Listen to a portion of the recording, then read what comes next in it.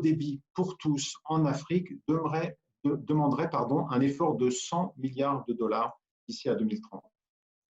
Il faut rappeler que seul un tiers des Africains sont actuellement connectés à Internet haut débit. L'effort doit donc se faire pour connecter plus de 1,1 milliard d'individus supplémentaires. De plus, le taux de pénétration de la 3G et de la 4G n'atteigne que 25% en moyenne et la couverture du haut débit mobile ne dépasse pas les 70% de la population africaine. Cette couverture hétérogène met en relief également des disparités entre les grandes villes et les régions rurales, souvent mal desservies.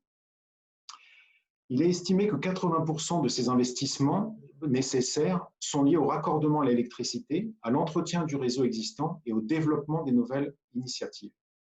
Et environ 20% seront nécessaires pour porter les nouvelles générations aux compétences numériques et quelques pourcents pour les investissements qui sont liés au cadre réglementaire et juridique.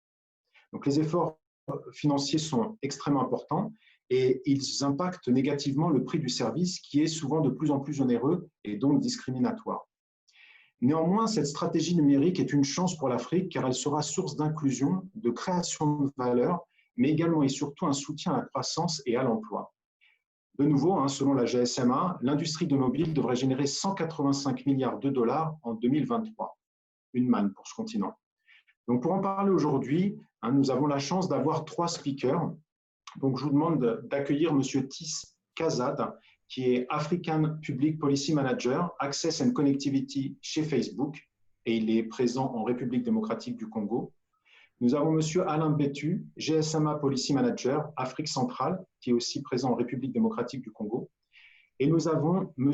Mohamed Karim, qui est directeur marketing, communication et digital chez Move Côte d'Ivoire.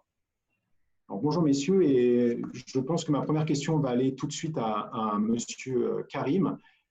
Bonjour Monsieur Karim, content de vous avoir parmi nous. Avant peut-être de rentrer dans le vif du débat, est-ce que vous pouvez, de par votre expérience, nous faire un petit peu un état des lieux de la connectivité en Afrique? Très bien, bonjour à tous et heureux de faire partie de votre panel, très intéressant et qui vraiment fait couler beaucoup d'encre ces derniers temps. Malgré les chiffres généraux que tu as proposés, mais on reste toujours optimiste par rapport à ce qui a été fait en Afrique sur la connectivité. Et là, je suis vraiment heureux de t'annoncer que l'Afrique est le continent qui a enregistré la plus forte progression en termes d'accès à Internet en 2019, avec plus 20% de personnes, de nouveaux individus connectés, qui compte aujourd'hui plus de 500 millions d'utilisateurs sur une population de 1,3 milliard de personnes.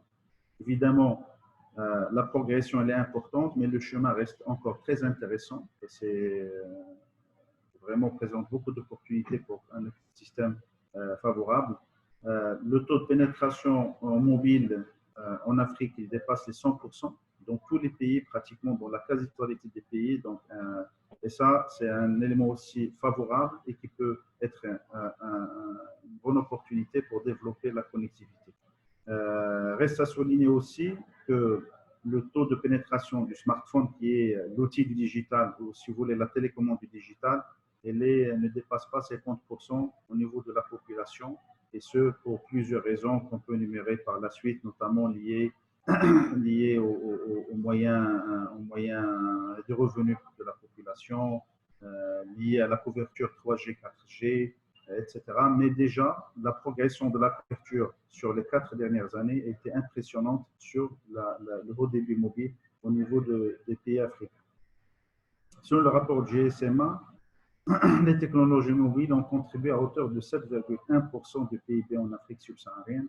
Donc, ça se voit le poids que présente l'économie numérique dans les pays africains émergents. Ce qui est positif, si on veut se projeter un peu dans le futur, c'est qu'on s'attend à 300 millions de nouveaux abonnés qui auront accès à Internet mobile dans les 7 prochaines années au niveau de l'Afrique. C'est une vraie opportunité, une vraie aubaine pour tout le système, l'écosystème numérique, que ce soit opérateurs ou entreprises privées qui se préparent maintenant, qui sont déjà préparés pour profiter des opportunités du numérique pour toucher leurs clients, leur proposer de nouveaux services. Évidemment, le continent n'est pas en marge et développe son propre écosystème. Et là, la performance, la progression des pays en Afrique n'est pas la même parce qu'on est un peu le temps dirigé par les top 10 des pays qui sont notamment la Tunisie, le Gabon, le Maroc, le Seychelles, le Cap-Vert, l'Afrique du Sud, Djibouti, l'île Maurice, la Namibie. Tous ces pays, soit ils ont dépassé 60% de taux de pénétration Internet dans la population, bien ils s'apprêtent à le dépasser. Et ce sont des pays qu'on verra par la suite, si l'ordre du jour le permettra, qui ont affiché des politiques vraiment volontaristes, ambitieuses pour développer le digital dans leur pays et qui ont, in fine, permis à l'augmentation de la pénétration de l'Internet auprès des clients, auprès des citoyens et développer une politique de développement digital gouvernemental qui est vraiment un grand prérequis pour le développement digital. Une autre particularité pour l'Afrique aussi, c'est que, vous l'avez dit tout à l'heure d'une manière indirecte, c'est que peut-être l'accès au très haut débit il est limité, ce qui pousse que les utilisateurs Internet, à 90%, ils accèdent à Internet via leur téléphone et non pas via des postes informatiques. Et là, ça renvoie vers mon introduction vis-à-vis de l'accès au smartphone et des contraintes d'accès au smartphone. Donc, si vous voulez, ça c'est une brève introduction sur l'état de la connexion. Après, si vous voulez, on peut passer par la suite aux prérequis si vous l'avez dans l'ordre du jour. Oui, oui, tout à fait. Bah, tant que je vous ai sous la main et avant de donner la parole à M. Kazad ou à M. Bétu, peut-être vous pouvez nous énumérer ou nous donner une liste des prérequis pour une transformation digitale africaine. Vous avez commencé un petit peu avec les smartphones, mais si vous pouvez continuer. Oui, maintenant les prérequis sont bien identifiés. Premièrement, il faut une politique de l'État. Il faut que cette stratégie de développement digital soit pilotée par le gouvernement parce qu'à un certain moment, dans certains systèmes, on ne sait pas qui pilote parce que tout le monde prend la parole et il faut catalyser cette prise de parole, cette prise d'initiative dans un projet commun. Et là, on salue vraiment, je veux citer 3 exemples qui se sont distingués. Il y a le Smart Mauritius, un plan stratégique de développement digital qui a été initié par l'île Maurice et qui se sont fixés comme objectif de lancer 250 e-services et une Smart City avant 2020. De la formation, de la qualification, de l'intégration dans les cursus scolaires et de reconnaître aussi la signature du digital. Et il envisage aussi la création de 50 000 emplois versus 23 000 emplois actuellement dans tout ce qui est métier de développement digital. Il y a aussi le plan de développement marocain qui s'appelle Maroc Digital 2020, qui a pour ambition de réduire de 50% la fracture numérique sur le territoire national et d'augmenter de 20% le nombre des PME et TPE connectés à Internet. Il envisage aussi de réaliser 50% des démarches administratives en ligne et de créer 60 000 nouveaux emplois dans l'offshoring. Il y a aussi un troisième cas qui nécessite aussi, qui mérite de le souligner, c'est le Smart Rwanda, qui s'est fixé aussi comme objectif entre 2015 et 2020 d'énormes objectifs en termes d'amélioration de la pénétration de digital dans le pays. Donc, le premier facteur, c'est une politique étatique ambitieuse et claire. Deuxième point, c'est la mise à disposition des infrastructures. Il faut absolument que les acteurs, notamment opérateurs et agences, se lancent sur une politique d'investissement très importante. Malheureusement, le schéma ou le modèle économique, il est sous une grande pression aujourd'hui pour les opérateurs privés parce que, pour 2 facteurs principaux. Premièrement, on peut dire que vous connaissez tous un peu la pression que les opérateurs aujourd'hui ont de perte de revenus perte de revenus surtout voix suite à l'émergence de tout ce qui est OTT et moyens de communication alternatifs qui vraiment provoque un manque à gagner très important pour les opérateurs. Ajouter à ça le niveau de concurrence dans les marchés domestiques qui est extrêmement élevé. Et du coup, il fait pression sur le revenu, sur les marges. De l'autre côté, il faut améliorer l'investissement sur tous les territoires et améliorer la pertinence et la performance de ces investissements avec de la maintenance, avec de renouvellement, de mise à jour. Donc ça, c'est aussi un problème par la suite au niveau des freins qu'on peut évoquer. Il y a aussi, parmi les prérequis les plus importants, c'est la formation. Aujourd'hui, en Afrique, on n'a pas une abondance des profils qui gèrent le digital et qui peuvent être vraiment partout dans les entreprises pour piloter les initiatives digitales. Les profils ils sont rares, ils font objet de beaucoup de turnover entre les entreprises et il faut vraiment mettre à disposition dans les manuels, dans les cursus scolaires, des objectifs de digitalisation et d'ouverture des lauréats sur le monde digital pour les mettre à disposition des entreprises et à disposition de l'écosystème. Euh, euh, D'autres freins,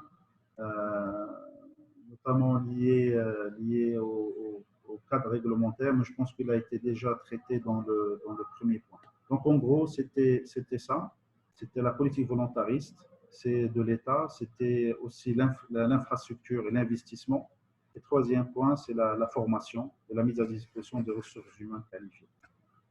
Alors, merci Monsieur Karim pour cette vision exhaustive des prérequis pour la transformation digitale. Je pense qu'on va y revenir plus en détail pendant notre débat. Moi, j'aimerais peut-être poser une question à Monsieur Kazad maintenant, d'avoir une vision. Donc, vous travaillez pour une société qui est très connue. Est-ce que vous pouvez donner votre vision sur la situation actuelle et puis peut-être commencer à parler des projets sur lesquels votre société travaille et quels sont les objectifs à court et moyen terme. Oui, merci beaucoup pour la question et je tiens à remercier tous les panélistes et peut-être tous les participants qui sont en train de nous suivre en ce moment. Donc, moi, je suis M. Tis Kazad. Je suis manager en charge de la politique publique de Facebook en matière d'accès et de connectivité pour l'Afrique subsaharienne. Donc, notre mission, c'est de vraiment soutenir les équipes de Facebook dans les divers projets de connectivité en Afrique subsaharienne. Donc, comme vous savez, peut-être pour répondre à la question, la mission de Facebook, c'est de rapprocher d'abord le monde et de donner le pouvoir au peuple de pouvoir créer des communautés et de pouvoir échanger. Donc, ça, c'est vraiment la mission de Facebook. Et vous savez, cette mission, elle repose essentiellement sur la connectivité ou l'état de connectivité. L'Afrique est très importante pour Facebook. Nous faisons beaucoup d'investissements en Afrique parce que nous croyons en l'Afrique et nous savons que l'Afrique peut vraiment transformer les choses. C'est comme ça que Facebook, nous sommes engagés depuis un temps dans une série de projets de connectivité dans différents pays. Et ces projets de connectivité sont, par exemple, tout le projet qu'on appelle Facebook Free Basics ou Flex. C'est un produit qui permet ou qui donne la possibilité à ceux qui n'ont pas de airtime, ceux qui n'ont pas d'unité, des crédits d'unité, comme on dit, de pouvoir accéder vraiment aux basics de la plateforme et aussi à certains sites d'information, sites d'éducation comme Wikipédia. Donc, nous savons que ça, c'est un outil qui a beaucoup aidé à donner vraiment un accès à ces populations. Nous avons des programmes comme Express Wi-Fi. Ce sont des projets que nous sommes en train de déployer en partenariat avec les opérateurs de télécom et les fournisseurs d'accès à l'Internet dans divers pays. Nous avons le projet de fibre optique, le projet Backbone fibre optique que nous avons déployé jusque-là dans 3 pays et nous sommes en train d'envisager encore d'autres pays. 800 km de fibre optique déployés en Ouganda en collaboration avec l'opérateur Airtel et l'opérateur BCS. Le projet de fibre optique en RDC où on a, ensemble avec les opérateurs de télécom, on a déployé près de 300 km de fibres dans la phase 1 et ces fibres permettent aux opérateurs de pouvoir améliorer leur état de connectivité et beaucoup plus en matière de backhaul. Un autre projet de fibre optique que nous avons développé, c'est au Nigeria avec l'opérateur Main One, où nous avons développé plus de 4000 km de fibre optique Et voilà, donc il y a aussi beaucoup d'autres projets de connectivité rurale parce que vous voyez que si vous voyez bien les tendances ou même les statistiques, les milieux ruraux sont des milieux qui restent encore, où il y a encore beaucoup d'efforts à faire. Et donc, il y a une plus grande population. Les statistiques indiquent qu'il y a au moins 50% de la population qui vit encore en milieu rural et cette population n'a pas accès à la connectivité. Et donc, nous, ensemble avec nos partenaires, nous réfléchissons ou nous déployons déjà à travers nos partenaires AMN, qui est Africa Mobile Network, avec qui on est en train de déployer avec l'opérateur Orange, par exemple, en RDC au Cameroun, tous les sites vraiment dédiés aux milieux ruraux. Et il y a aussi le point d'échange Internet qui est très important, permet de garder local tout le contenu qui est local et aussi réduire le coût en matière de connectivité internationale. Donc, ensemble avec iStock, nous nous sommes engagés à aider les pays à pouvoir mettre en place des points d'échange Internet et parce que nous savons que ces points d'échange ont un impact beaucoup plus important en ce qui concerne la connectivité en Afrique. Donc, voilà un peu les divers projets que nous sommes en train de déployer en Afrique. Peut-être qu'on y reviendra beaucoup plus en détail. Et comme je l'ai dit, c'est parce que nous croyons en Afrique que voilà, nous nous engageons très sérieusement et à pouvoir faire quelque chose en partenariat avec les opérateurs de télécom et les fournisseurs d'accès à l'Internet. Merci beaucoup. Alors, merci Monsieur Cazade pour ce panorama. Monsieur Bétu, je ne vous ai pas oublié, hein, mais vous voyez que avec les introductions, on voit que vous êtes un peu la star du débat, puisqu'on a compris que la population africaine accède à Internet, malgré la fibre, malgré beaucoup de technologies, finalement, via son mobile. Est-ce que vous pouvez donner une vision du coup du GSMA sur les transformations qui ont déjà lieu et qui vont venir, et puis votre vision de la connectivité africaine? Oui, merci Jean-Noël. Merci à tous les participants, que je salue d'ailleurs. Également tous ceux qui sont sur le plateau et également ceux qui, à travers le web, l'espace web, sont connectés à cette plateforme. Merci beaucoup pour la parole. Oui, je suis Alain Bétou, en charge des politiques publiques pour l'Afrique centrale. Je suis basé à Kinshasa. De notre côté, ce que je peux ajouter, il faut dire que les deux premiers intervenants, ils ont pratiquement brossé la situation de la connectivité en Afrique. Mais ce que je peux peut-être ajouter ou compléter, c'est que le coût du mobile, le coût de l'adoption des services est un obstacle majeur Enfin, le coût des services est un obstacle majeur à l'adoption des services mobiles et de l'Internet en particulier en Afrique saharienne. Nous avons vu avec les deux intervenants précédents et également vous-même, vous aviez dit que le taux de connectivité à l'Internet mobile en Afrique subsaharienne se situait aux alentours de 24 à 25%. Donc, ce qui veut dire qu'il y a plus de 70% qui n'ont pas accès. Mais maintenant, ce qui est important de souligner, c'est que ces 24% de la population qui est connectée à Internet mobile représentent environ 250 millions de personnes. Nous pourrons ajouter qu'il y a 46%, là c'était fin 2018, début 2019, il y a 46% de la population qui vivent dans des zones couvertes, mais qui n'ont pas accès aux services d'Internet mobile.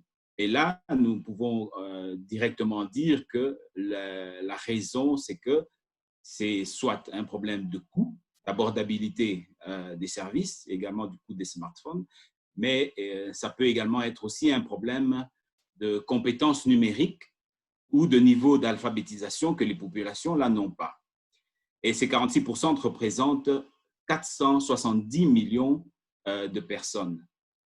Les 30 millions qui restent, ce sont des populations qui vivent dans des zones qui ne sont pas couvertes. Donc, vous voyez qu'on peut constater que les opérateurs mobiles ont fait un gros effort de pouvoir assurer la connectivité aux populations d'Afrique subsaharienne, mais il y a encore des barrières qui empêchent que l'adoption soit optimale. Donc, parmi ces barrières, comme j'ai dit, il y a le coût qui est un obstacle majeur. Vous avez le manque de sensibilisation ou de compétences numériques ou un problème de niveau d'alphabétisation. Et puis, vous pouvez également avoir le manque de contenu local. Donc, ça veut dire que si les opérateurs et les gouvernements se mettent ensemble pour travailler, pour adresser et trouver des réponses à ces barrières, je pense qu'on peut augmenter sensiblement le taux de connectivité à Internet mobile en Afrique saharienne en termes de millions de personnes additionnelles, et cela peut également constituer ces millions de personnes peuvent générer des revenus additionnels pour les opérateurs, mais également contribuer de manière significative au PIB et à la croissance socio-économique de leur pays.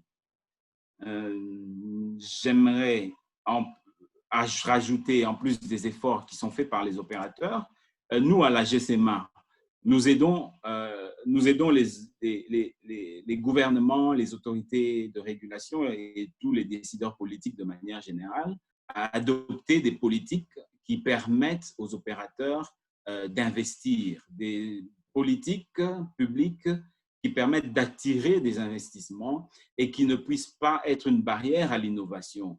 Parce que pour vous donner par exemple un exemple, lorsque la migration de la 2G vers la 3G a permis de connecter beaucoup plus de personnes à Internet mobile. Ça veut dire que lorsque les réglementations locales permettent aux opérateurs d'implémenter de nouvelles technologies sans trop de barrières, cela contribue à la croissance de la connectivité au niveau local.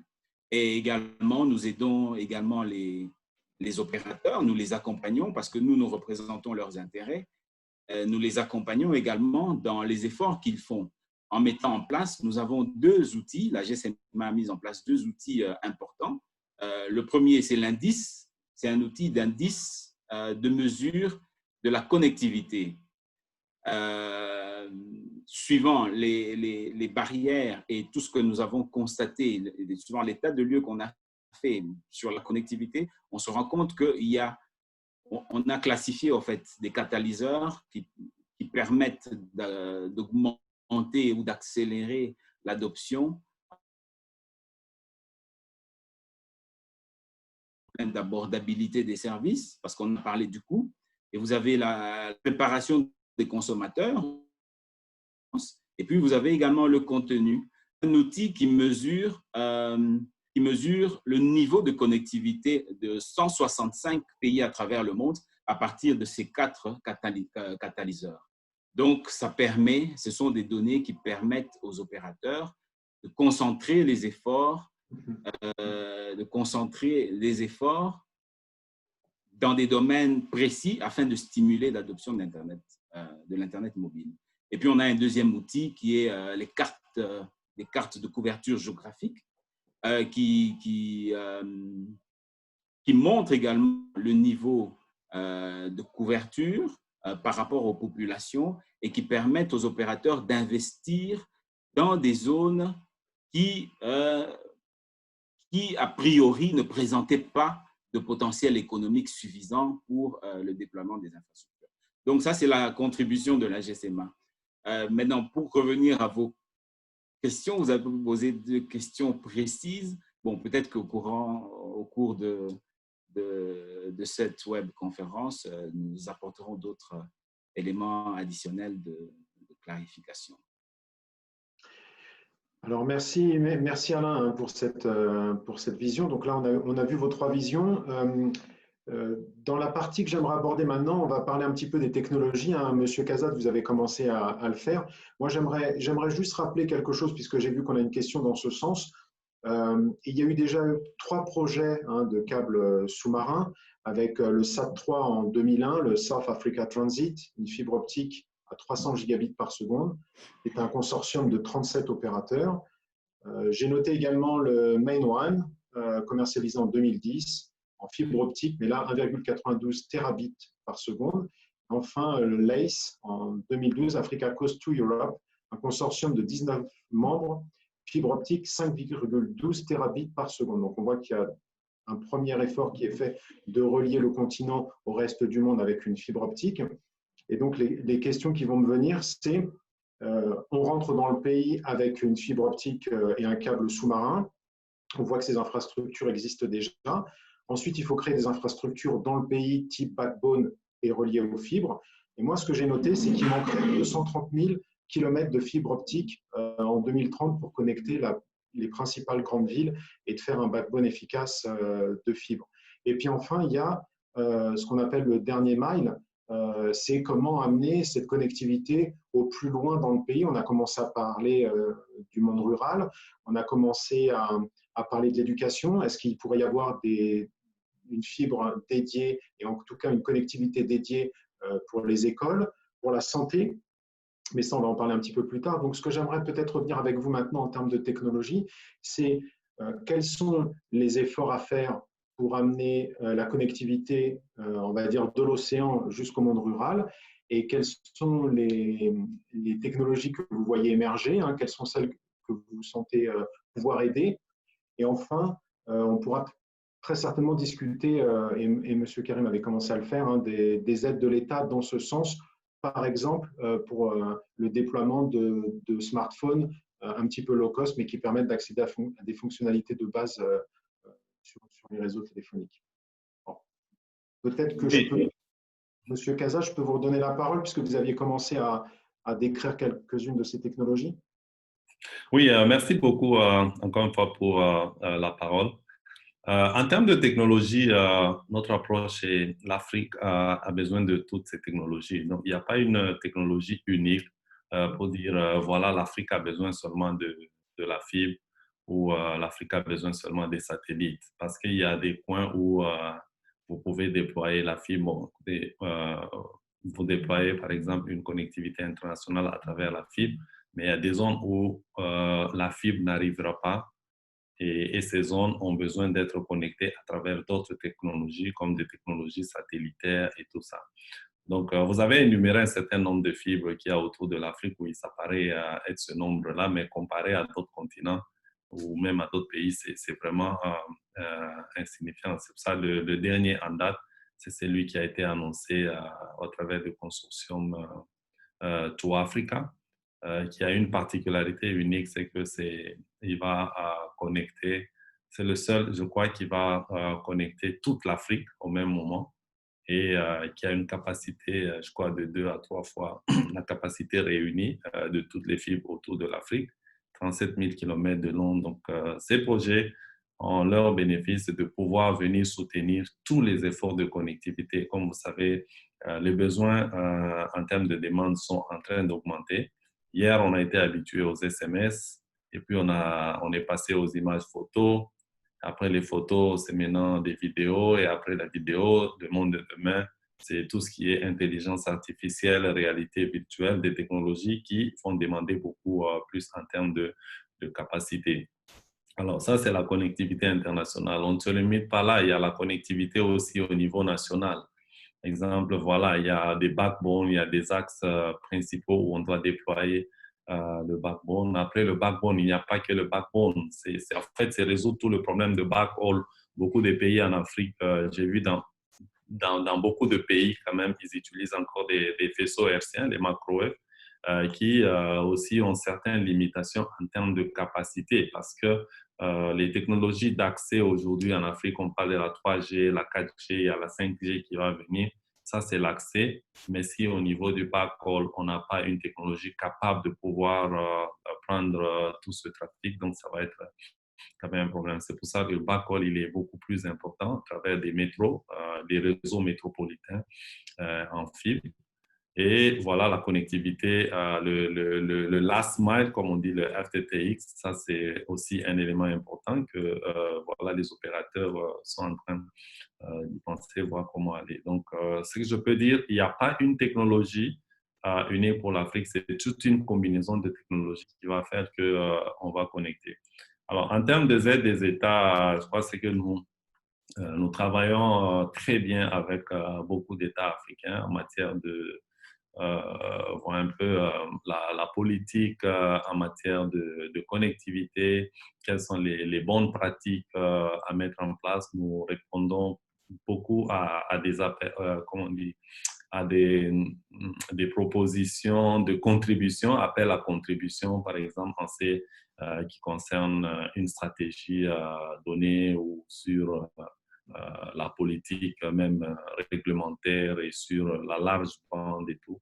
Donc, voilà, c'est cet effort commun entre les acteurs, les parties prenantes qui doit être mise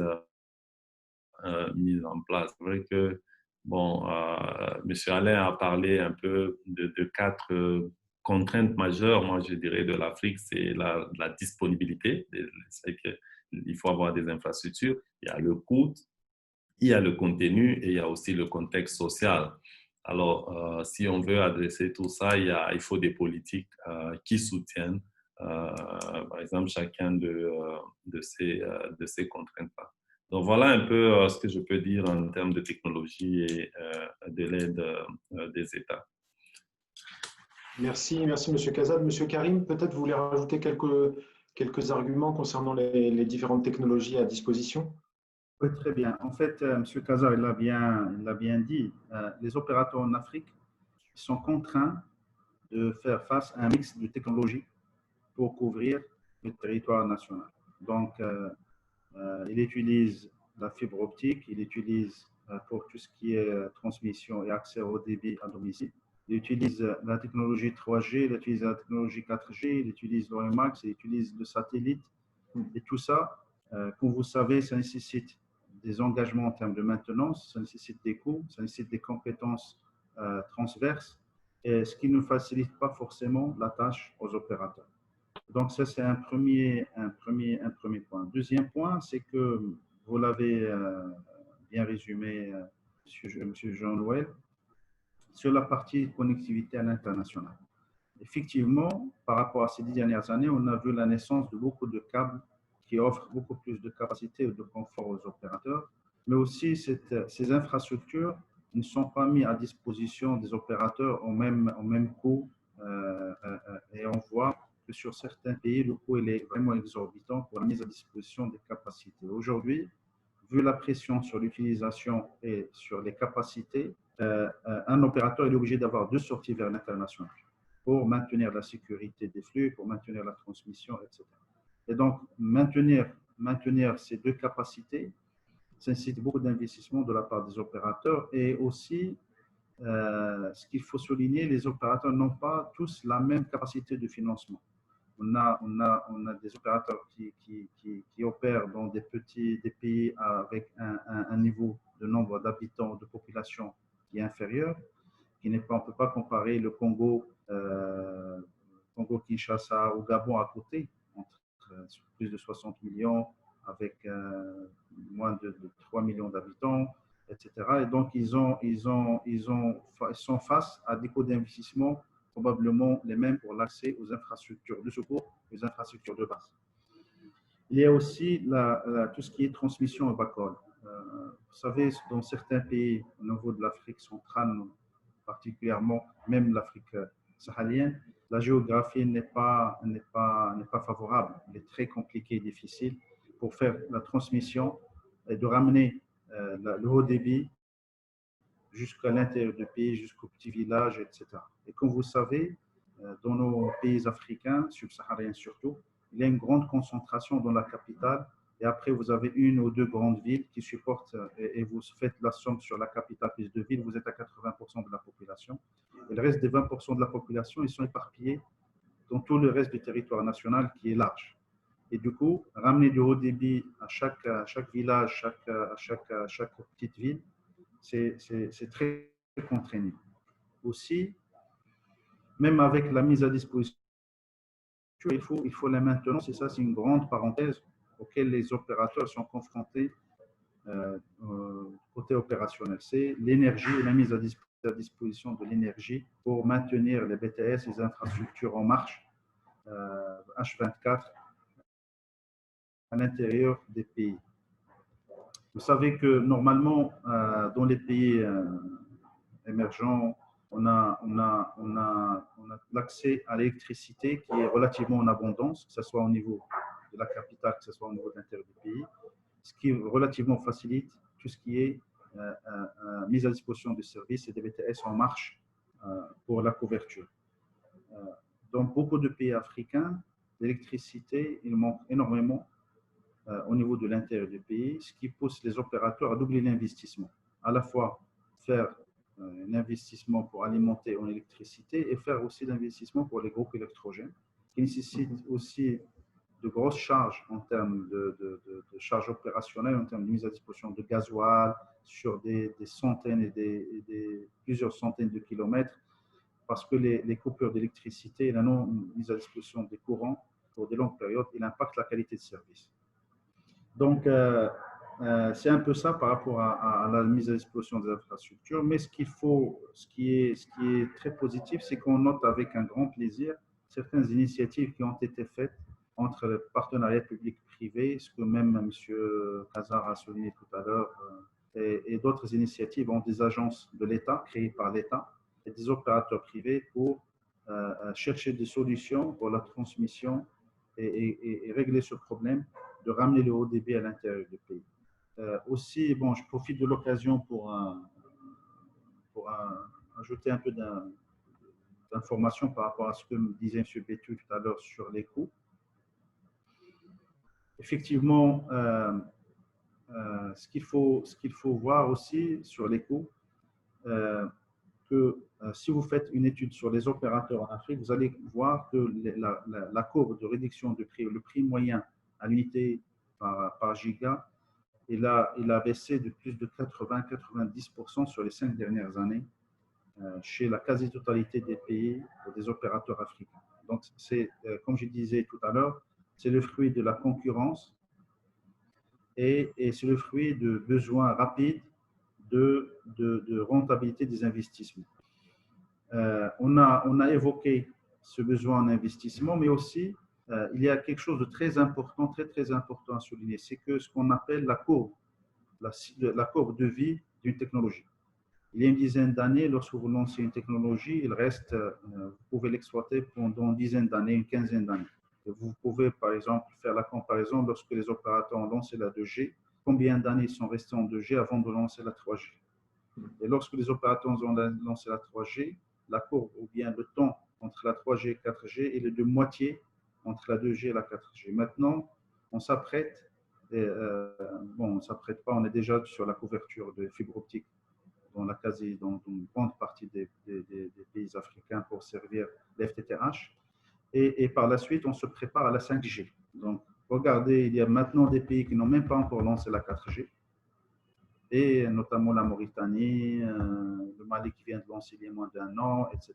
Et qu'on s'apprête maintenant à parler de la 5G. Il y a 4 ou 5 pays africains qui sont déjà sur des phases de pré-test de grandeur nature de la 5G. Donc, cette restriction de la courbe, du cycle de vie technologique, il impose un grand effort d'investissement de la part des opérateurs. Donc, je mets aujourd'hui une technologie pour 4 ans, 5 ans, il faut que je la remplace à 100%. Et c'est ça, si vous voulez, les choses un peu pour... Merci.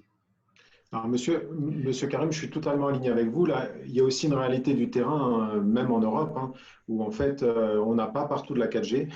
On continue à utiliser de la 3G. Et évidemment, on aimerait tous avoir de la 5G, mais il y a des réalités, il y a une disparité énorme, même en Europe. Donc l'Afrique, c'est vrai qu'on doit courir derrière des nouvelles technologies, mais on doit aussi apporter un minimum de services à une majorité de personnes. Et du coup, j'ai une question qui m'est venue, peut-être pour vous, Monsieur Bétu, ou vous, Monsieur Khazar, qui est liée au Covid-19. Est-ce que l'impact du Covid-19 a pu changer les besoins de connectivité du continent africain? Et si oui, quels ont été les impacts ou quels pourraient être les impacts à venir? Ok, merci. Je prends la parole. Oui. Oui. Oui, je vais tenter de répondre, mais j'aimerais d'abord compléter ce que mes collègues, mes intervenants ont dit par rapport à le choix de la technologie. Je dirais que toutes les technologies sont bonnes et maintenant, il appartient aux opérateurs de voir quelle est la technologie la mieux appropriée par rapport aux réalités qu'ils rencontrent sur le terrain. Nous, au niveau de la GSMA, nous préconisons la neutralité technologique. Ça veut dire que l'opérateur qui a sa licence peut offrir les services qu'il veut offrir avec la technologie de son choix.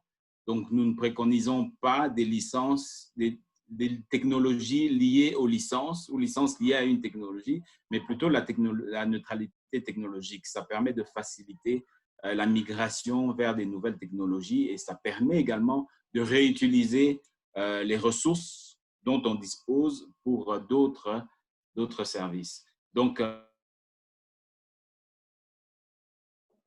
surtout pour la République démocratique du Congo ou le Soudan, ce sont des pays immenses que la fibre peut aider à avoir et fournir un service de bonne qualité. Mais maintenant, il faut voir par rapport aux réalités, dans les zones urbaines, généralement les zones rurales. Les zones rurales, ce sont des régions à faible taux de densité. Ce sont des zones où les populations ont des faibles revenus.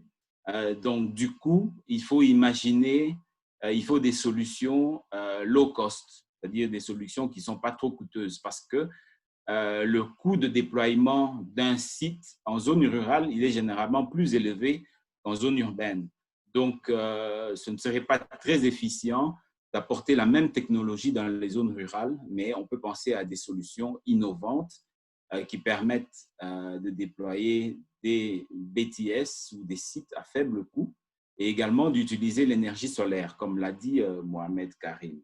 Donc, nous, le message qu'on apporte au gouvernement, c'est la technologie, la neutralité technologique. Nous encourageons également le partage d'infrastructures parce que ça ne sert à rien de déployer 5 sites dans le même espace géographique, alors qu'on peut mutualiser les efforts. Les opérateurs peuvent bien mutualiser les efforts pour le bénéfice de la population. Et puis, nous préconisons également un allègement des procédures administratives qui permettent d'acquérir des ressources en fréquence ou des licences. Bon, maintenant, il y a ce que je voudrais rajouter pour essayer de basculer par rapport au COVID-19. Nous avons encouragé les organismes de réglementation durant cette période. C'est vrai que le taux de connexion à l'Internet mobile a sûrement augmenté en raison notamment du télétravail, des gens qui sont confinés dans leur maison, donc ils ont, à part la télévision, ils ont l'Internet pour pouvoir dialoguer, pour pouvoir travailler et même pour pouvoir se divertir. Donc, il y a sûrement un accroissement de l'usage des services d'Internet mobile. Alors, durant cette période, nous avons préconisé, nous avons suggéré aux régulateurs de pouvoir disponibiliser des fréquences supplémentaires aux opérateurs à titre gratuit, sans rien payer et pour un temps limité, pour une durée limitée, afin de leur permettre de faire face à la croissance du trafic de données durant cette période de Covid. Alors, il y a des régulateurs qui ont répondu favorablement. Ici, en Afrique du Sud, ça a été le cas. Le régulateur ICASA a assigné des fréquences additionnelles pour une durée limitée aux opérateurs.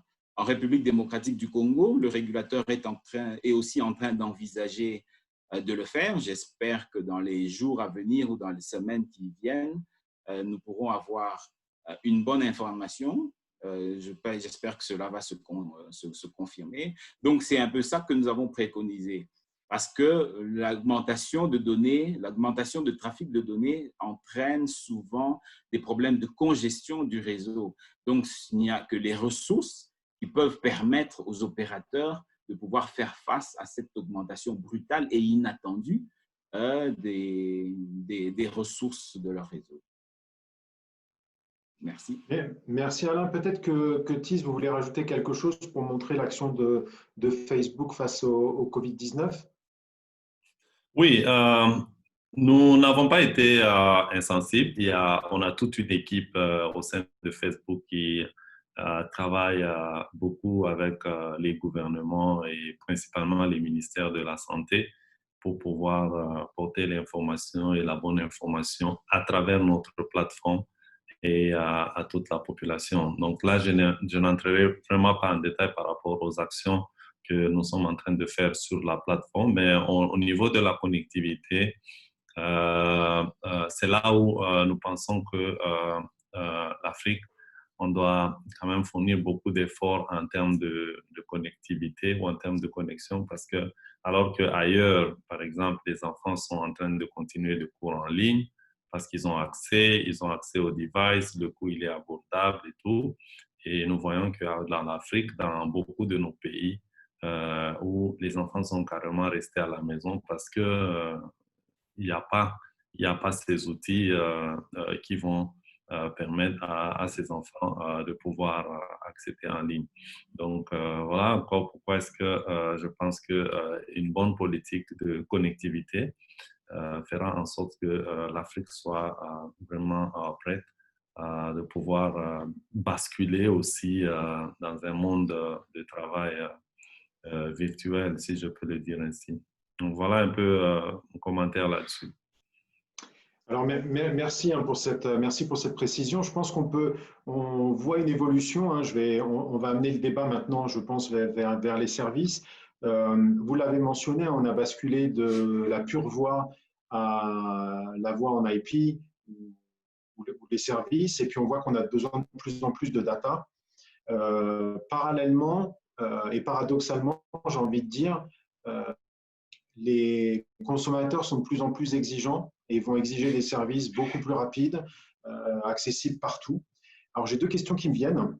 La première, et elle vient de l'audience, est-ce qu'il ne faudrait pas développer un contenu africain avec des services purement africains, liés à des besoins purement africains, et ce serait très certainement lié à de la low-tech, hein, ou des technologies qui consomment peu ou moins d'énergie et qui ont besoin de beaucoup moins de ressources parce que l'attente du service derrière est moins important. Et la deuxième question qui est liée à ça, est-ce qu'il ne faut pas réinventer, avec cette demande, cette évolution de la connectivité, un nouveau partenariat public-privé que parfois j'ai entendu nommer 4P, donc partenariat public-privé et people, c'est-à-dire de mettre les gens à l'intérieur de ce partenariat en développant l'entrepreneuriat, en investissant les startups locales dans le développement du digital africain et évidemment coupler cette expansion à la formation.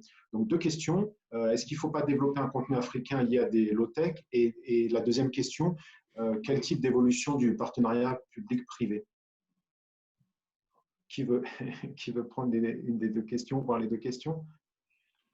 Oui, je peux répondre là-dessus en termes de contenu. Oui, c'est très important. Les 4 barrières dont on a parlé tout à l'heure, mon ami Alain Bétou les a énumérées aussi.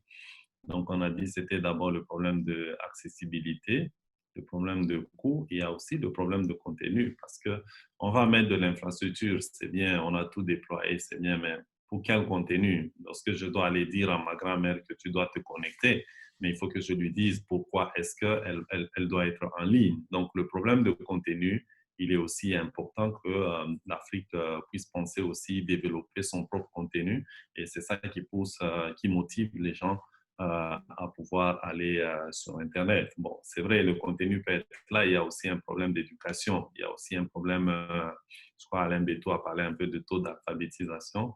Donc, il faut aussi apprendre aux gens comment utiliser ces contenus et où est-ce qu'il faut aller chercher ces contenus. Au niveau de Facebook, nous avons des équipes qui travaillent sur tous ces aspects-là avec les startups pour pouvoir mettre en place. D'ailleurs, on a commencé, j'ai vu au Sénégal et en RDC, ce qu'on appelle le Startup Act. C'est une sorte on fait des hackathons avec les startups et ils viennent en place avec quelque chose, en fait, comme une sorte de acte ou de policy pour les startups. Parce que généralement, ce qu'on a constaté, que beaucoup disent qu'ils ne sont pas pris en considération dans les nouvelles réglementations et tout. Donc, ces actes maintenant, c'est pouvoir échanger ou remettre aux mains des décideurs pour voir dans quelle mesure est-ce qu'on peut mettre une loi ou une réglementation qui tient compte aussi des besoins de start-up. En termes de partenariat, oui, c'est important. Et il y a M. Mohamed Karim qui a parlé aussi de l'accès à certaines infrastructures. Si vous voyez bien les projets que j'ai énumérés de Facebook, surtout en matière de fibre optique, ce sont des projets, nous préconisons ce qu'on appelle le Open Access Model, donc où l'accès est donné à tout le monde et où nous encourageons beaucoup la mutualisation que Alain Beto a énuméré, ou comment est-ce qu'on va mettre les gens ensemble pour pouvoir construire quelque chose de grand tout en diminuant tout ce qui est CAPEX et OPEX. Donc, le partenariat, c'est quelque chose d'aussi important. Voilà un peu ce que je peux dire là-dessus. Merci, Tiz. Peut-être, Mohamed, vous voulez rajouter quelque chose? Oui, en fait, je suis quand même sur une tendance positive parce que le succès digital n'est plus européen, américain exclusivement, il est aussi africain parce que j'ai des statistiques qui parlent d'une levée de fonds de plus de 600 millions de dollars qui ont été faites par des startups africains au niveau sur le continent, sur des fonds africains. Il y a aussi une entreprise au Nigeria, c'est une sorte de Uber des camions, qui s'appelle Kobo 360, qui sont vraiment, après un an de travail, ont pu faire d'introduction réussie sur les marchés à côté au niveau du Bénin, du Togo, etc. Et qui peuvent assurer le lien entre les transporteurs et les demandeurs de solutions de transport. Ils ont pu faire plus de 1 million de dollars de chiffre d'affaires en une année. Donc, ça se voit que les solutions existent et les succès aussi existent. J'ai évoqué tout à l'heure l'expérience de certains États, notamment l'île Maurice, où ils se sont fixés comme objectif d'assurer plus de 250 services dans l'horizon de 4 à 5 années. C'est pour permettre aux citoyens d'accéder à des services via Internet. Aussi, il y a d'autres gouvernements, d'autres administrations qui ont lancé des solutions via Internet et avec unicanal. Ça veut dire, si vous voulez mener une procédure de passeport, une procédure de visa, une procédure de déclaration fiscale, une procédure de création d'entreprise, vous avez une seule manière, c'est de faire une déclaration via le portail web Didier. Et là, cet omnicanal, ça force les gens à s'adapter avec les nouveaux usages et à ouvrir des parenthèses positives. Et là, ce qui est aussi intéressant, c'est que les gens adhèrent d'une façon extraordinaire et montrent une flexibilité et une adhésion. Moi, je me rappelle au Maroc, ça fait plus d'une quinzaine d'années qu'ils ont lancé un parcours omnicanal pour le renouvellement du passeport. Il n'y a aucun autre moyen pour avoir le passeport depuis 15 ans que de passer par un portail Internet. Il y a aussi une expérience au Gabon qui a été lancée depuis plusieurs années. C'est pour la demande de visa. Donc, quelqu'un qui se trouve à l'international veut accéder au Gabon et procède à une demande de visa via Internet. Il reçoit la réponse, il reçoit son visa via Internet. Donc, il n'a pas besoin de se déplacer ou de poser quoi que ce soit dans un consulat ou une administration. On se voit aussi, comme j'ai dit tout à l'heure, que ça dépend de la volonté et de l'ambition de chaque administration. Il y a aussi le secteur privé. Le secteur privé, s'il rentre dans la dynamique, il a un grand rôle à jouer, notamment dans la proposition des services innovants, des services à forte intégration digitale dans le parcours client, dans l'expérience client, etc. Et que via cette innovation, on commence à éduquer les clients sur des nouveaux usages. Et comme vous l'avez bien précisé, malheureusement, la situation sanitaire était un peu favorable par rapport à ça. où même les opérateurs sont trouvés face à une pression des clients, face à ces besoins d'instantanéité, de réactivité, de réagir à des solutions de digital, des solutions de réponse à distance. Et il y a même des initiatives chez beaucoup d'opérateurs qui sont partis jusqu'au livret à domicile, les puces livrées à domicile, les équipements Internet. Donc, c'est ça. Alors, merci. Il y avait une deuxième partie, il y avait une deuxième question que je vais essayer d'élaborer un petit peu. Par exemple, à Singapour, pour la numérisation et pour faire de Singapour une Smart Nation, la première action a été de demander à la population quels services idéaux digitaux ils aimeraient voir en place. Et puis après, dans un deuxième temps, de forcer l'écosystème à suivre ces recommandations. Je vais vous donner un exemple. Tout nouveau bâtiment construit doit avoir de la fibre dans ses installations. Comme ça, alors c'est un écosystème plus facile puisque c'est une ville-État et vous avez parlé des contraintes géographiques, Monsieur Karim. Mais moi, j'aimerais revenir sur le partenariat public-privé. Est-ce qu'il n'y a pas besoin, peut-être, ce qui fera un lien avec les populations, d'être peut-être plus à l'écoute de la population africaine et de ses besoins, et donc de déployer des services adéquats, plutôt que de pousser des services dans l'autre sens. Qu'est-ce que vous en pensez, M. Karim? En fait, je vais d'abord intervenir sur votre première partie, la première partie de votre question. C'est le cadre, ça renvoie vers le cadre réglementaire. Dans certains pays en Afrique, notamment en Afrique du Nord, il y a un cadre réglementaire qui favorise l'accès rapide à la technologie pour les quartiers résidentiels et pour les immeubles. Aujourd'hui, vous ne pouvez pas avoir un permis d'habiter si votre immeuble n'est pas au moins connecté au réseau filaire. Au moins. Donc, il y a des réseaux filaires, au moins on dit accès à DSL. J'espère que la réglementation va évoluer vers la fibre optique. Maintenant, la fibre optique, ça devient une exigence de l'habitant. Et là, les promoteurs aussi, vu qu'il va faire un accès par le cuivre, il est beaucoup plus préférable pour lui, en termes de coût aussi, parce que c'est moins cher de couvrir un immeuble par la fibre que par un câble de cuivre. Et malheureusement, cette disposition réglementaire n'est pas partagée pour beaucoup de pays.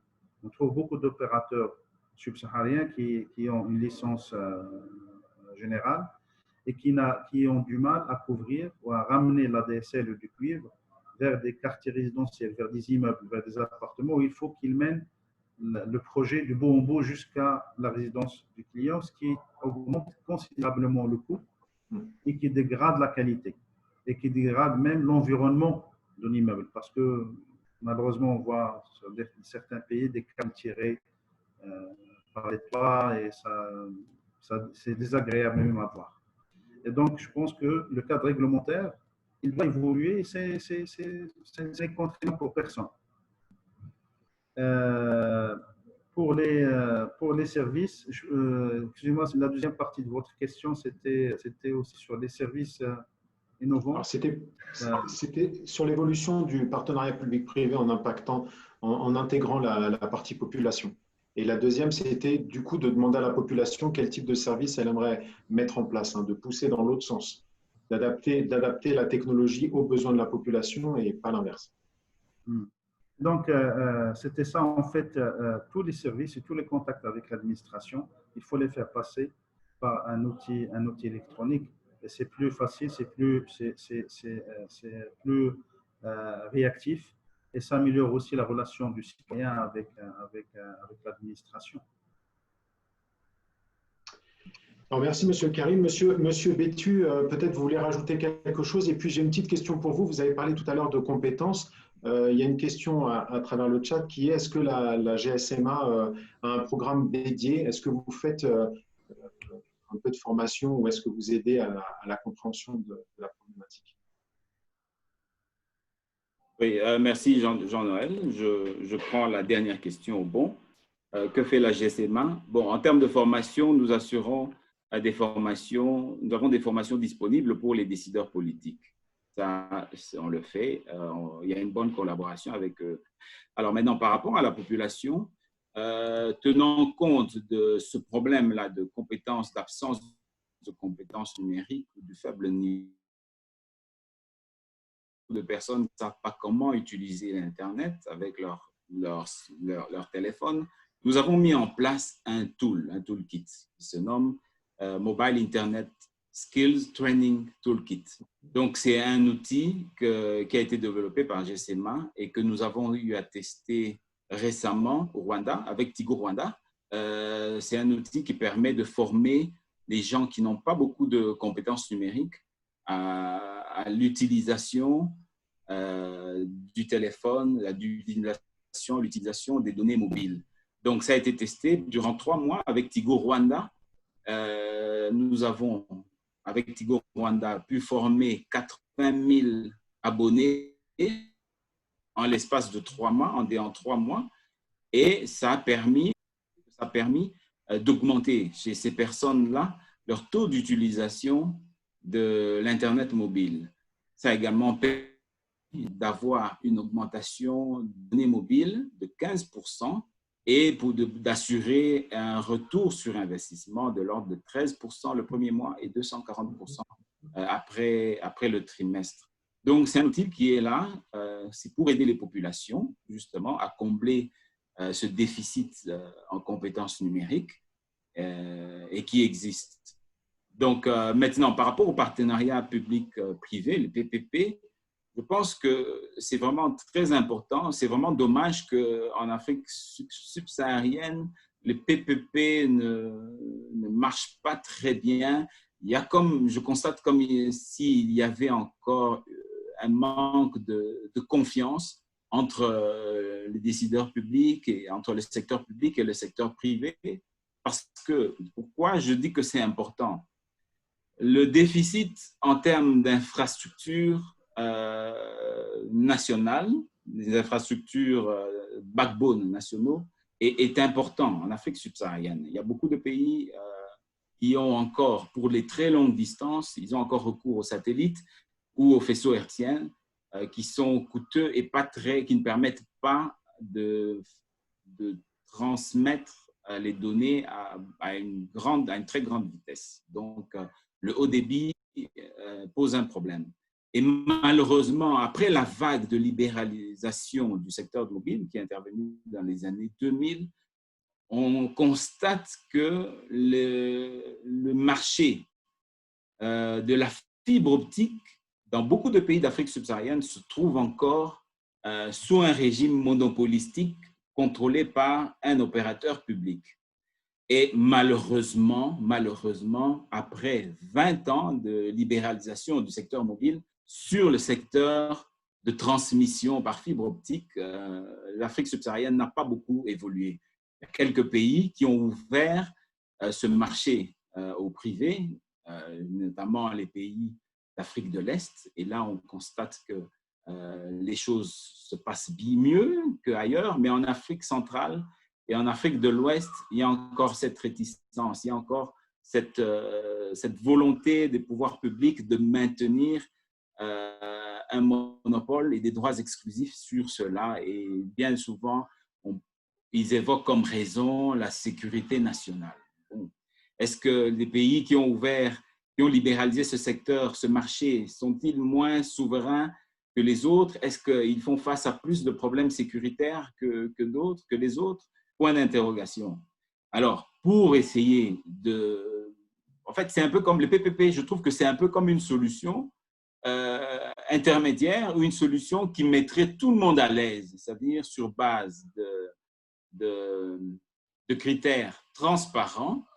Le public et le privé peuvent se mettre ensemble et construire ensemble ces infrastructures qui font défaut dans la plupart des pays d'Afrique centrale et quelques pays d'Afrique de l'Ouest.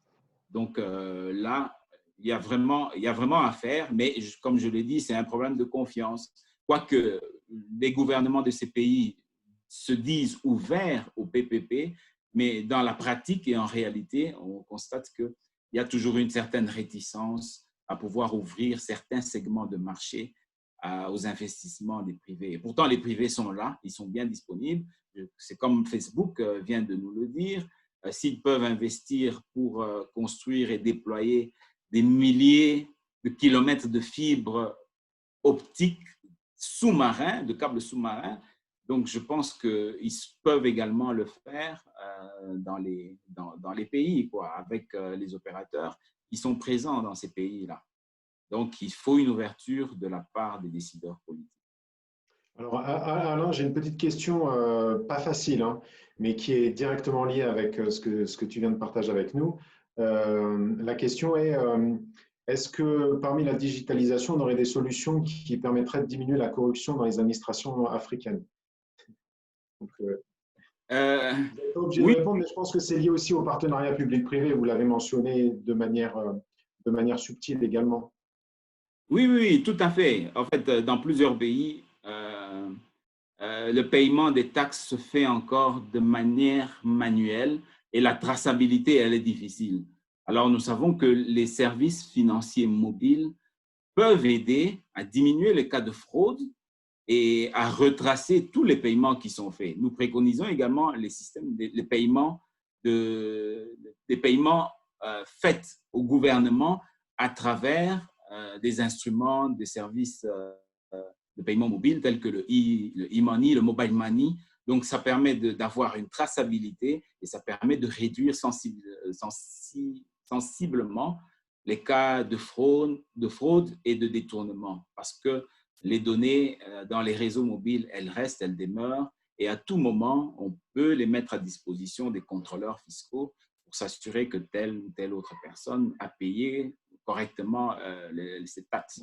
Donc, pour moi, le recours au paiement, le recours au système de paiement mobile, c'est un instrument qui peut aider à réduire le taux de corruption et de détournement des deniers publics en Afrique. Merci Alain. Maintenant, je pense que j'ai une question pour Tiz. On va basculer sur la partie success story et futur de la connectivité. Donc, j'ai une question d'introduction et vous y avez déjà partiellement répondu hein, d'un des auditeurs que nous avons, qui est, selon nous, qu'est-ce qui bloque en fait l'expansion de la connectivité, hein, d'avoir une meilleure connectivité. On a parlé du coup, on a parlé des 4 points hein, vus par la GSMA. Mais j'aimerais peut-être maintenant, Monsieur Kazat, que vous nous donniez un petit peu. Vous avez montré que Facebook a investi fortement en Afrique, hein, croit fortement au continent africain. Est-ce que vous pouvez nous parler un petit peu des success stories et des projets que vous avez à venir? Oui, les projets à venir, vous comprenez, lorsqu'on on a plusieurs projets encore sous NDA qui sont encore confidentiels et qu'on est en train soit de discuter ou de développer avec des partenaires.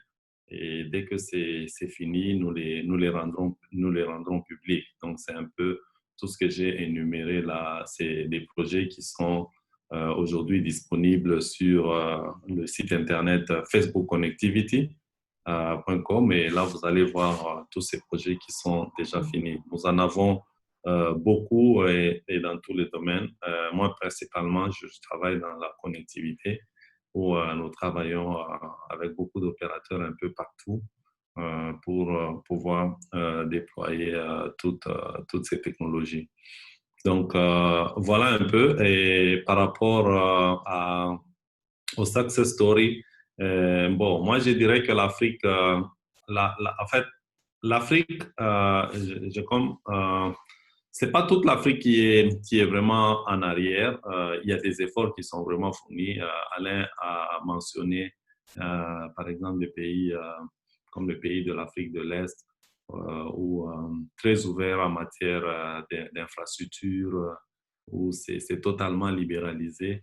Et nous, lorsque nous déployons, nous regardons aussi l'environnement politique et réglementaire, je peux dire le cadre légal et réglementaire, voilà, des pays. Est-ce que le cadre il est favorable aux investissements?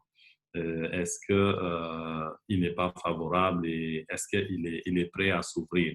Donc, c'est comme ça que vous verrez les pays où on a investi, c'est parce qu'il y a des cadres qui sont vraiment favorables.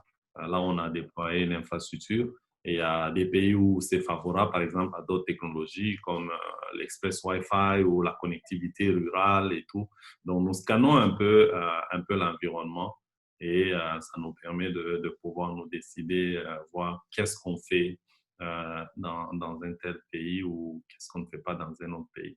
Mais il y a quand même cette volonté de pouvoir pousser beaucoup l'ouverture parce que du côté du réseau de transport, qui est quand même très, très important parce que, bon, on appelle l'épine dorsale, donc un peu comme vraiment le réseau primaire. Il y a beaucoup à faire dans certains pays où, dès que c'est ouvert, ça va pousser la compétitivité et ça va faire en sorte aussi que le coût puisse diminuer et ce coût va se répercuter aussi sur l'utilisateur final. Donc, voilà un peu ce que nous conseillons au gouvernement, c'est de pouvoir ouvrir, rendre un cadre réglementaire qui soit favorable aux investissements et les investisseurs, eux, ils sont là, eux, ils scannent l'environnement et puis ils décident de venir ou de faire un partenariat avec ceux qui sont sur place. Donc, voilà un peu. Merci Thies. Peut-être je vais reposer deux petites questions hein, que j'ai eues. On parle de connectivité, hein, on n'a pas parlé d'Internet des objets et particulièrement d'une technologie qui est Low Power One, hein, LP1. Est-ce que parmi vous, Alain, Mohamed et vous, Thies, vous savez que dans les roadmaps des fournisseurs d'accès Internet africains, cette technologie est sur la roadmap? Et la deuxième question pour vous, Thies, si vous voulez bien commencer à répondre, quel service voyez-vous émerger? Hein, Mohamed tout à l'heure a parlé de e-gov, a parlé de mobile banking, de e-passeport. Est-ce que vous voyez, vous, via Facebook, des services qui vont driver cette demande de connectivité? En termes de services, nous, en tant que Facebook, nous n'offrons pas le service directement aux utilisateurs finaux. Donc, nous, on est en train de pouvoir contribuer ou construire avec les opérateurs pour que le tuyau, je peux dire, ou l'autoroute soit mise en place. Mais c'est aux opérateurs de télécommunications qui offrent différents services qui attirent les abonnés. Donc, voilà un peu, en termes de services, ça c'est une question, c'est vrai que j'aimerais laisser aux opérateurs de pouvoir répondre, mais nous c'est beaucoup plus au niveau de l'infrastructure et beaucoup plus l'infrastructure de base. Comment on fait pour que cette infrastructure puisse permettre à ce que ces services puissent véhiculer librement à travers ces derniers. Donc, au-delà de ça, il y a aussi d'autres, je ne sais pas si on doit appeler ça service et tout. Donc, tout l'accès Wi-Fi, le réseau Wi-Fi que nous déployons, le point d'accès à Internet que nous déployons. En fait, c'est tout ça, c'est au niveau de l'infrastructure pour que les opérateurs puissent venir avec des services qu'il faut. Et donc, c'est pareil aussi pour tout ce qui est Internet of Things. C'est vrai, bon, ce que moi je peux dire vraiment en gros, c'est que toutes ces technologies, tous ces services ont besoin de la connectivité, ils ont besoin de la bande passante. Donc, plus on est connecté et plus ça sera un environnement favorable à leur éclosion, à leur développement. Merci Thies. Peut-être Mohamed, vous voulez élaborer un petit peu dessus. Et puis j'ai une question qui vient se rajouter. Vous avez parlé tout à l'heure de la baisse du coût des connexions, enfin du giga en tout cas, Internet face à une forte compétitivité, à une forte pression sur les opérateurs. Est-ce que vous voyez d'autres voies d'amélioration dans cette baisse de la connectivité et des connexions Internet en Afrique? En fait, tout à l'heure, j'ai parlé de 500 millions d'utilisateurs en 2018 et les chiffres aussi parlent dans les 5 à 7 prochaines années de 300 millions supplémentaires. Vous savez, la population africaine est une population jeune. Et les jeunes aujourd'hui sont des natives digitales et qui adoptent facilement cette nouvelle technologie. Ils s'ouvrent facilement sur les services connectés. Il y a aussi les entreprises privées qui se sont lancées dans une concurrence sans merci pour mettre à disposition de leurs clients des solutions digitales, sachant et étant convaincus plutôt que pour eux, les services digitaux, c'est un excellent moyen pour améliorer la productivité, pour améliorer la satisfaction client et d'une manière générale, les entreprises qui offrent beaucoup de solutions digitales, elles profitent d'une bonne image dans la mémoire collective des clients.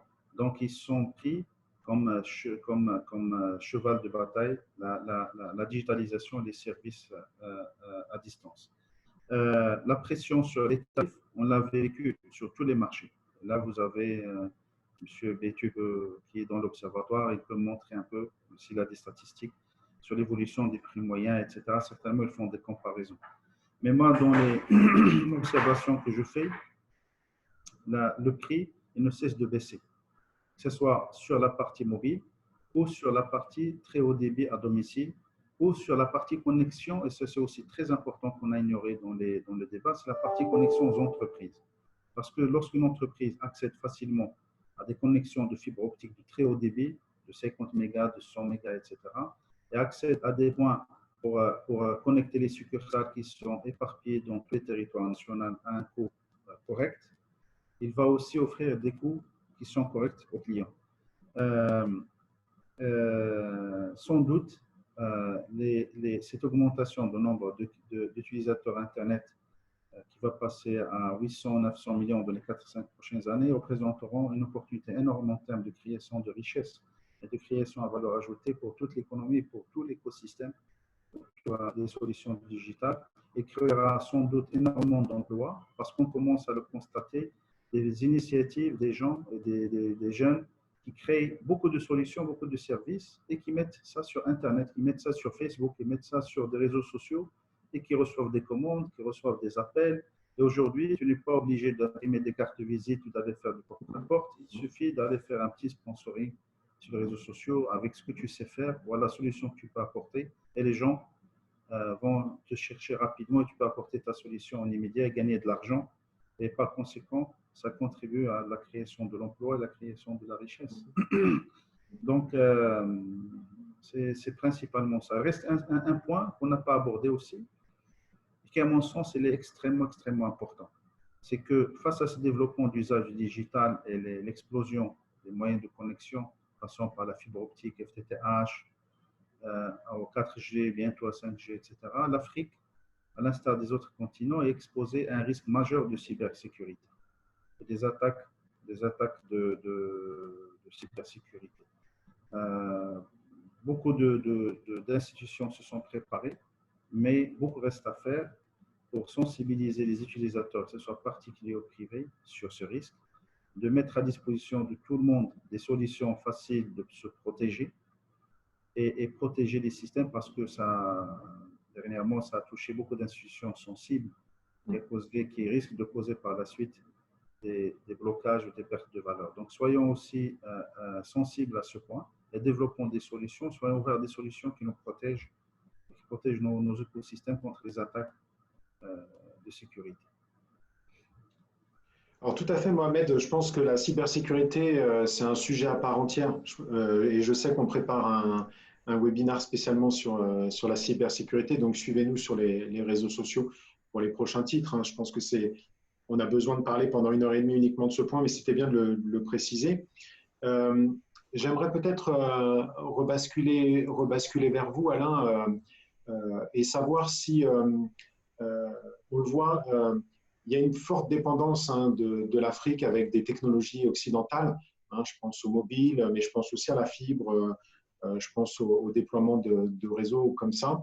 Une des questions qui est sur le chat est est-ce qu'il ne faudrait pas créer un ou des champions africains, ou en tout cas s'appuyer sur une alternance de ces technologies occidentales? Je pense particulièrement aux Chinois, en essayant de trouver une sorte de compromis entre ces différentes technologies et pouvoir faire jouer la concurrence. Ça permettrait très certainement de faire baisser le CAPEX, comme mentionné dans le chat, et donc d'avoir peut-être à plus long terme des coûts plus légers sur la connectivité. Qu'est-ce que vous en pensez, Alain? Oui, je partage l'avis de ce participant. C'est qu'il est important que… Donc là, on revient au cadre juridique et réglementaire. Il va être assez attractif pour pouvoir aider les gens en fait, les opérateurs ou toutes les personnes qui sont dans l'écosystème du numérique à pouvoir proposer des solutions adaptées aux réalités et aux besoins de l'Afrique. Donc, les efforts sont en train d'être faits. Facebook l'a dit, ils organisent des hackathons avec les entrepreneurs locaux. C'est pour encourager l'entrepreneuriat local. Au niveau de la GSMA, il y a également, nous avons un fonds, le fonds de l'innovation, qui sert également à encourager les startups et les entrepreneurs locaux. Donc, tout cela, ça va de pair avec le cadre juridique et réglementaire qui doit être sécurisant pour tout le monde parce que les investisseurs ne peuvent pas et ne viendront pas investir lorsqu'ils savent qu'il n'y a pas, lorsqu'ils savent que la sécurité de leurs investissements n'est pas assurée. Mais je peux quand même citer des cas, peut-être le cas du mobile money, on l'utilise, mais sans trop savoir que c'est une solution adaptée à l'Afrique. C'est une solution qui est adaptée pour les pays dont le taux de bancarisation est très faible. Donc, c'est pour cela qu'en Afrique du Sud, lorsqu'ils ont le mobile money n'a pas fait long feu. Ils ont dû arrêter parce que la plupart des populations étaient bancarisées. Donc, en Europe aussi, donc ça ne peut pas marcher comme ça marche en Afrique. Donc, c'est une solution adaptée pour l'Afrique. Et il y a beaucoup d'autres solutions innovantes et innovatrices qui peuvent émerger si les cadres, comme on l'a dit, le cadre d'investissement est assez sécurisant. Mais comme l'a dit Mohamed, il y a également ce problème de sécurité qui doit faire l'objet d'une attention particulière parce qu'avec les technologies qui arrivent, il y aura un grand nombre de données personnelles qui vont circuler dans les réseaux et il faudrait bien que les utilisateurs soient sécurisés. Il faudrait bien que ces données personnelles soient sécurisées et que les utilisateurs soient mis qu'ils soient protégés contre les cas de fraude et les cas de vol, par exemple. Merci Alain. On rentre dans les dernières minutes. Donc, ce que je vous propose, c'est de faire une petite ou 2 minutes de conclusion en essayant d'avoir une vision un petit peu plus large. Quelle pourrait être la connectivité dans les années à venir? Quels sont les points à améliorer? Et surtout, quelles sont les opportunités pour l'Afrique qu'elle doit saisir? Je pense qu'on peut commencer par vous, Thi, si vous voulez bien. Je vous donne quelques minutes. Oui, merci beaucoup à Jean-Noël et merci encore pour cette opportunité. Et comme j'ai dit à Facebook, nous croyons beaucoup à l'Afrique et nous investissons très sérieusement dans ce continent ensemble avec nos partenaires qui sont les opérateurs de télécom, qui sont les ISP, du moins pour ce qui est de projets de connectivité. Oui, c'est parce que nous y croyons et nous allons continuer à fournir ces efforts, à investir là où le cadre réglementaire il est adapté, là où le cadre il est favorable aux investissements. Donc, voilà un peu. Et avant peut-être de finir, j'aimerais peut-être rentrer sur les technologies dont tu as parlé qui sont occidentales. Facebook fait partie d'une très grande association que j'appelle TIP, Telecom Infra Partnership. C'est une association ensemble avec beaucoup d'opérateurs de télécommunications. On est en train de réfléchir sur des technologies adaptées, des technologies qui sont vraiment adaptées aux problèmes de différentes régions ou différents pays. Et donc, ces technologies sont pour la plupart open source. Donc, on laisse c'est ouvert pour donner la chance à tout le monde et donc notamment aussi les entrepreneurs africains à pouvoir travailler, les modifier et pouvoir les déployer. C'est en faisant ça que nous pensons que nous allons beaucoup soutenir aussi cet écosystème d'entrepreneurs et des jeunes créateurs africains. Donc voilà un peu tout pour moi. Nous croyons en l'Afrique et nous sommes en train de continuer à déployer nos efforts pour réduire cette fracture numérique. Merci. Merci, Tiz. Mohamed, peut-être? Oui, en fait, le développement de la connectivité, le développement digital, ces avantages ne sont plus à démontrer. Tout le monde en est conscient et le continent en est conscient. Je reste très positif et ambitieux pour le futur parce que le continent a enregistré la meilleure performance en termes d'accès à Internet cette année avec plus de 20% de croissance. Ça veut dire que les gens adhèrent, et les gens s'intègrent dans une philosophie de développement positif et ça c'est extrêmement important. Les entreprises aussi, les secteurs privés, on en est conscient puisque une entreprise aujourd'hui qui s'ouvre sur la connectivité est une entreprise qui aura 2 fois plus de chances d'avoir une croissance et de réaliser plus de profits. Les opérateurs n'ont pas le choix parce qu'il faut qu'ils s'y mettent sur un plan d'investissement volontariste sur les 4-5 prochaines années pour s'adapter avec le développement et de l'exigence de leurs clients qui les pousse et qui les force à aller chercher des grandes connectivités à l'international, d'aller chercher des connectivités moins chères, d'améliorer la qualité des infrastructures, d'investir dans la nouvelle infrastructure, parce que si les opérateurs ne s'adaptent pas rapidement, je pense que le paysage même des télécoms en Afrique, il va se modifier dans les 4-5 prochaines années s'ils ne se mettent pas vraiment en investissement comme il faut. Et je profite pour vous remercier et remercier tous les participants et les panélistes pour le débat intéressant. Et j'espère qu'on a l'occasion de se revoir autour de notre webconférence. Merci. Merci Mohamed. Alain, peut-être? Oui, ce sera sûrement le mot de la fin. Comme je l'ai dit, le taux des populations connectées à Internet mobile est de 24%, ce qui veut dire que 76% des populations ne sont pas connectées et il y a un fort potentiel, un potentiel qui est encore pratiquement vierge. Ce que j'aimerais dire, un aspect qu'on n'a pas souligné, c'est l'aspect de la fiscalité. À mon avis, il faudrait également que la fiscalité du secteur des télécommunications soit allégée afin de permettre d'attirer plus d'investissements et de permettre également de rendre l'adoption des services mobiles à un prix abordable pour les populations. Merci. Alors, merci Alain, mais ce que je vais retenir de cette heure et demie de discussion, c'est que malgré qu'il y a encore beaucoup de choses à faire, il y a une vraie dynamique qui est en marche, il y a des vraies opportunités. Moi, je continue à croire que la jeunesse africaine, qui va être de plus en plus importante sur le continent, va pousser, va forcer tous les gens de l'écosystème de la connectivité à évoluer et la population également avec des nouvelles demandes. Je pense au monde rural avec des applications dédiées à l'agriculture. Et de cela va résulter une solution africaine pour l'Afrique. Je pense que l'Afrique va développer, comme vous l'avez mentionné pour le mobile money, va développer des solutions qui seront spécifiques à l'Afrique et l'Afrique va devenir un continent qui va pousser le digital et montrer certaines voies à entreprendre à travers des low-tech, mais en tout cas à travers des technologies qui sont spécifiques à l'Afrique.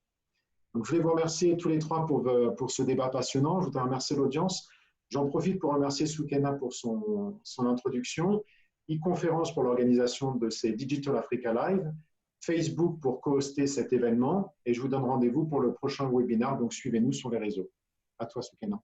Donc, je remercie nos chers panélistes pour la qualité des échanges. Merci encore à tous les participants. Et comme il l'a dit, Jean-Noël, nous vous donnons rendez-vous la semaine prochaine pour une nouvelle thématique avec de nouveaux intervenants. Merci encore, Jean-Noël, et au revoir, bonne journée. Merci, bonne journée, au revoir à tous.